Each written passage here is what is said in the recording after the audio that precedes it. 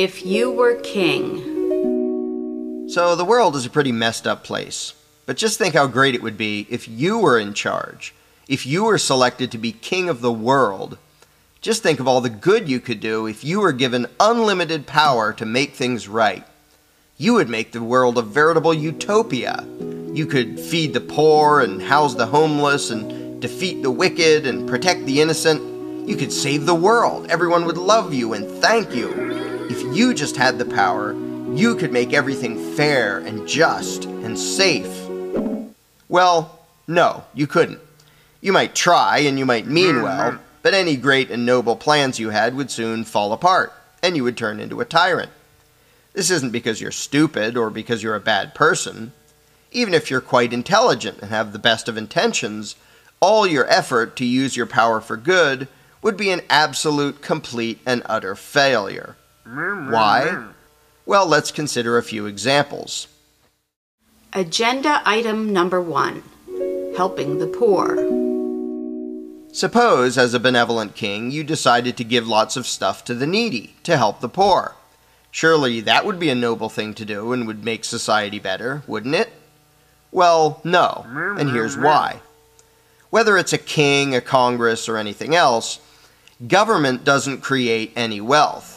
Any wealth it gives away, it first has to take from somebody else. As king, before you could give anything to the poor, you'd have to take it from someone else. But suppose that someone else didn't want to hand it over. Whether he just wants to keep it himself or wants to give it away by himself, or thinks you do a bad job of it, if for any reason he didn't want to fund your plan, what would you do about it? If you're king, you don't just ask people nicely. Anyone can do that, but no one has to listen to them or cooperate. As king, you would be commanding people to fund your ideas. And those commands, if they're going to be any more than suggestions, will be backed by the threat of punishment for those who don't obey you. If some peasant doesn't think he can afford it, or doesn't trust you to spend it wisely, or just wants to keep his own money, what will you do about it? Just let it slide? Not if you want to have any power. If your subjects can ignore you without any consequences, then you have no power. So the peasant who wouldn't fund your plan must be punished and made an example of. Suddenly, you're not just benevolently giving stuff away, you're hurting people who don't want to do things your way. Whether you execute the peasant or imprison him or burn his house down or take some of his stuff, whatever, you'll be doing harm to him simply because he wouldn't let you take his money. Suddenly, being king isn't just about being caring and generous. It's not just about giving and helping. It's about controlling and punishing. It's about threatening and hurting people.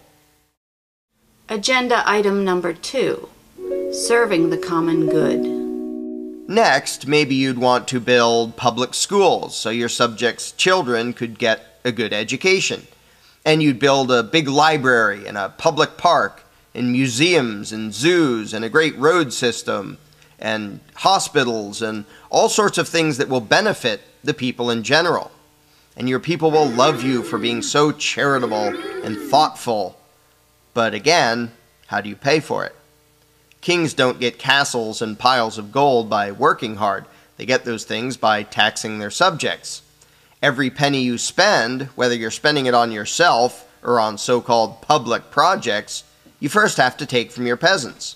In reality, you're not giving them anything. You're merely spending their money for them. What if they wanted to spend it some other way? Well, if you let everyone spend his own money, you would have no power. Asking nicely won't do it. If some peasant wants to buy a bigger house instead of helping to pay for a library, or wants to buy more land or save for the future instead of chipping in for a public school, what will you do? If you do nothing and let him get away with that, all your power is gone. Again, to remain king, you have to punish those who won't fund your agenda. So not only are you merely buying the peasantry things with their own money, rather than giving them anything that actually belongs to you, but you're also threatening to cage or otherwise punish them if they resist your efforts to spend their money.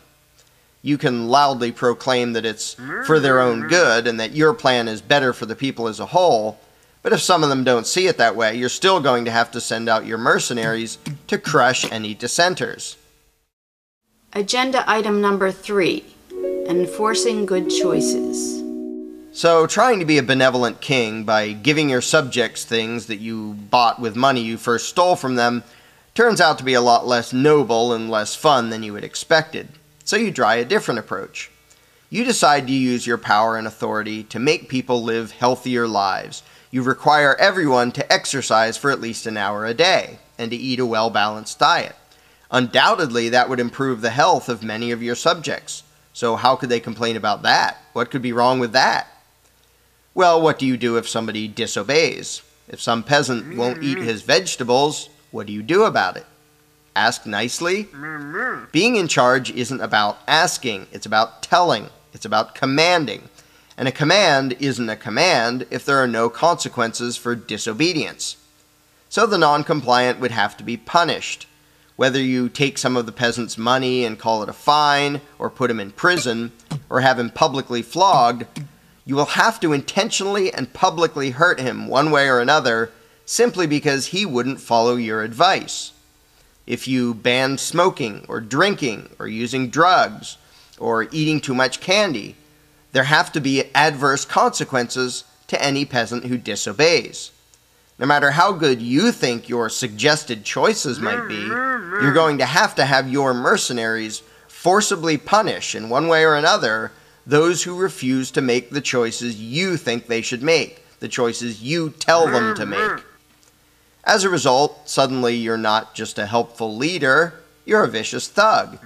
Even if the choices you're forcing people to make are what they should be choosing on their own anyway. Suddenly your good intentions, when combined with the exercise of power, become acts of violence. And suddenly your victims, your subjects, don't seem all that appreciative anymore. In fact, they seem to resent you and your supposedly benevolent agenda. But maybe you can still find a way to use your power for good. Agenda item number 4, protecting the innocent. What if, instead of trying to coerce your subjects into making good choices or funding useful projects, you stick to something more basic, just trying to protect the good people from any nasty crooks and thugs who might be living in your kingdom, which in this case is the entire planet. Surely there can't be anything wrong with that. If there is any way to use power for good, it has to be protecting the good from the wicked. So that's what you devote yourself to, confident that you'll finally make the world a better place as king. But again, your subjects don't have a choice about funding it. If they think your enforcers are abusive or corrupt, if they think your view of justice is skewed, if they don't think your protection services are worth the price, do you allow them to opt out? Not if you want to remain king. The mercenaries you hire, the prisons you build, the army you create with its war machines, not all of your peasants will want it or will agree with how it functions. Do you just say, I know best and it's for your own good, and then lock up those who don't pay? Do you force your version of justice and security on them, force them to pay for it and expect them to like it and thank you for it? To say that all you're doing is protecting people while you're sending armed thugs to collect payments from people who don't want your so-called protection makes you look more like the mafia than like a savior and protector. If some peasant wants to protect himself or wants to hire someone other than you and your goons to protect him, do you let him, or do you force him to fund your idea of justice and security? If a peasant doesn't like what your army does or how it does it, do you allow him to choose to not financially support your agenda? Again, retaining your power requires you to violently impose your agenda on your subjects, forcing them to fund it, crushing any resistance, and doing all of that in the name of defending them against thugs and thieves. And that's more than a little ironic.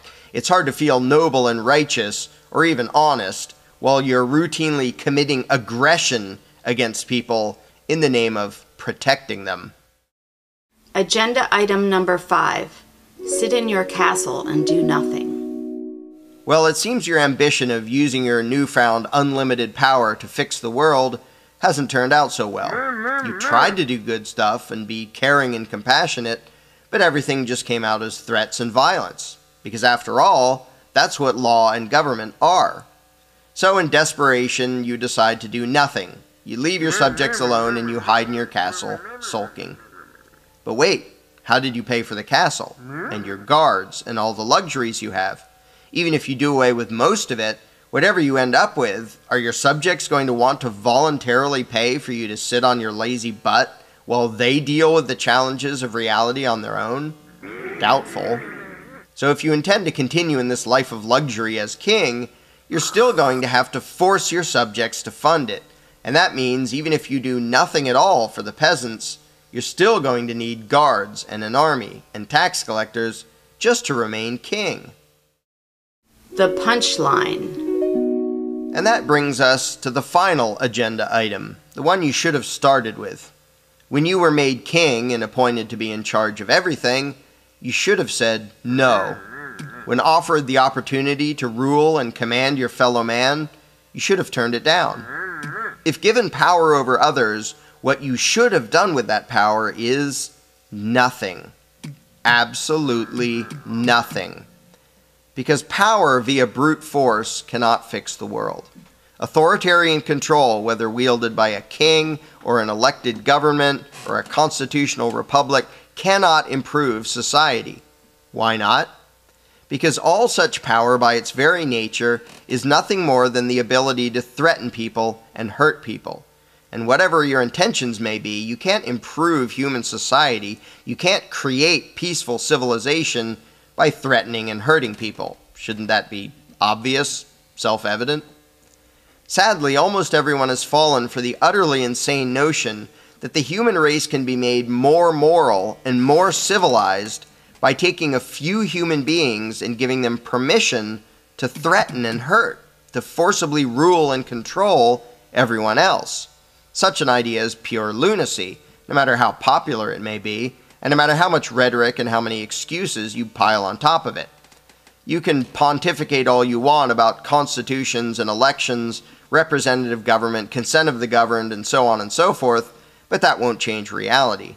And anyone who dares to objectively consider things for 5 minutes will see that the reality of the situation is this: authoritarian power, in any form, regardless of the goal or motives, is nothing more than the addition of more aggressive, immoral violence into society. It doesn't matter how many nice suits, fancy hats, grandiose buildings, and pompous rituals and ceremonies you use. Whether it comes from King You or a bunch of elected politicians, the power to rule is always and inherently diametrically opposed to the power of being human. Want to fix the world? Throw the crown away. Ignore politics. Don't threaten, attack, or rob your neighbor, and don't vote for anyone who offers to threaten, attack, or rob your neighbor on your behalf. Don't, by yourself or by way of those in power, try to force others to be what you wish they were, or force them to fund what you wish they would fund. Instead, try treating your neighbor as if he owns himself, because he does. If you want a more thorough understanding of why the game called politics is always destructive and immoral, get a copy of The Most Dangerous Superstition, available at Amazon.com.